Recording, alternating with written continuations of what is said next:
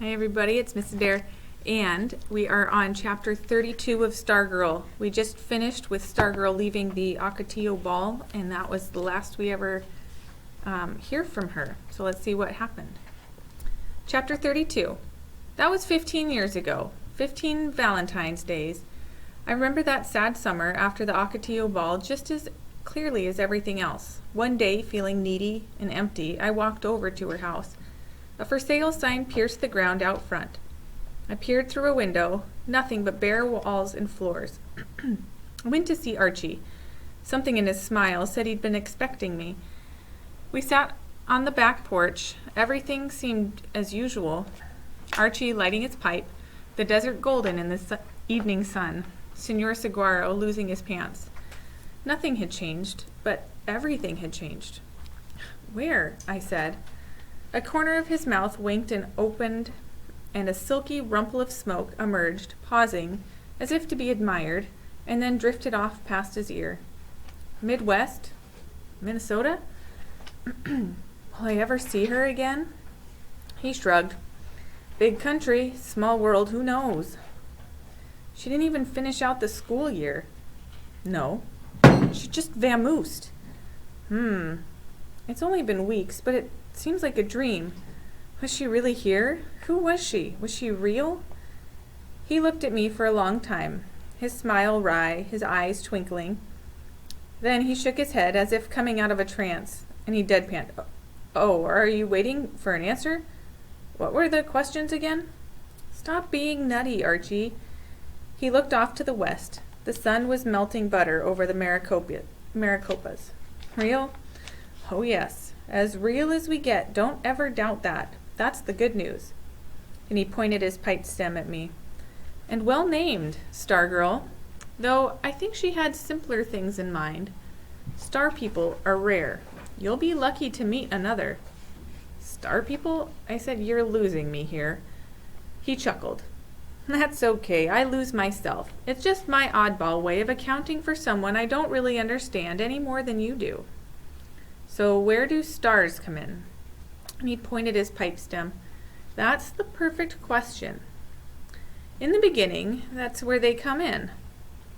They supplied the ingredients that became us, the primordial elements. We are star stuff, yes? And he held up the skull of Barney, the Paleocene rodent. Barney too, I nodded, along for the ride.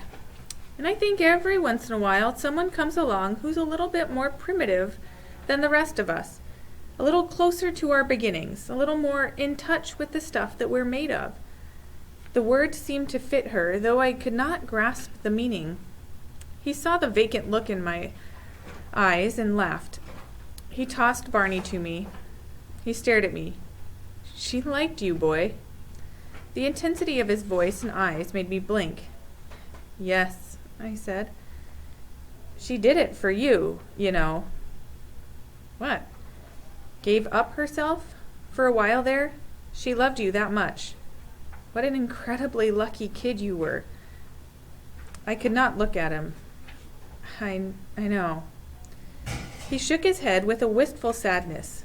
No, you don't. You can't know yet. Maybe someday.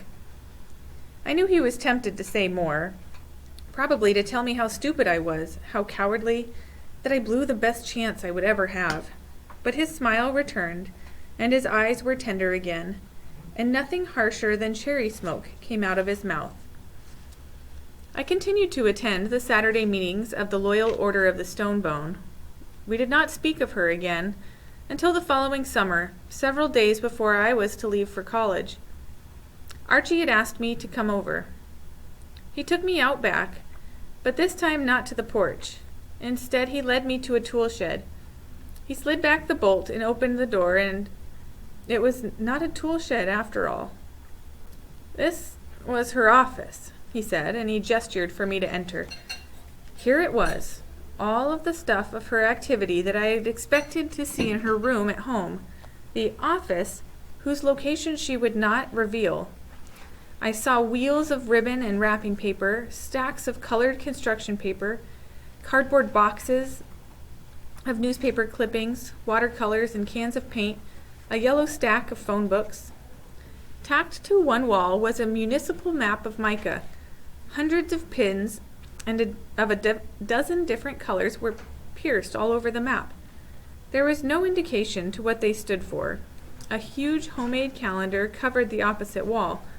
It had a square for every date in the year, and penciled into the squares were names. Across the top of the calendar was one word: birthdays. There was one dot of color on the whole thing, a little red heart, and it was next to my name. Archie handed me a fat family album sort of book.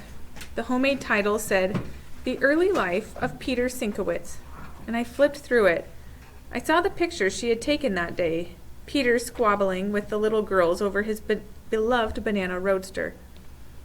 "I'm to wait 5 years, and then give it to his parents," said Archie. He pointed to a filing cabinet in the corner. It had 3 drawers. I opened one, and there were dozens of red hanging folders, each with a name tag sticking up. I saw Borlaug, me. I pulled it out and opened it. There was the birthday notice that had appeared in the Mica Times 3 years before.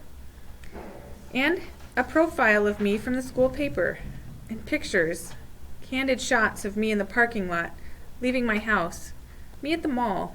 Apparently, Peter Sienkiewicz wasn't the only target for her camera. And a sheet of paper with 2 columns, likes and doesn't likes. Heading the list of likes was porcupine neckties. Under that was strawberry banana smoothies. I replaced my folder and I saw other names: Kevin, Dory Dilson, Mr. McShane, Danny Pike, Anna Grisdale, even Hillary Kimball and Wayne Parr. I stepped back and I was stunned. This is unbelievable. Files on people like she was a spy. Archie nodded. A lovely treason, I could not speak. He led me out into the dazzling light.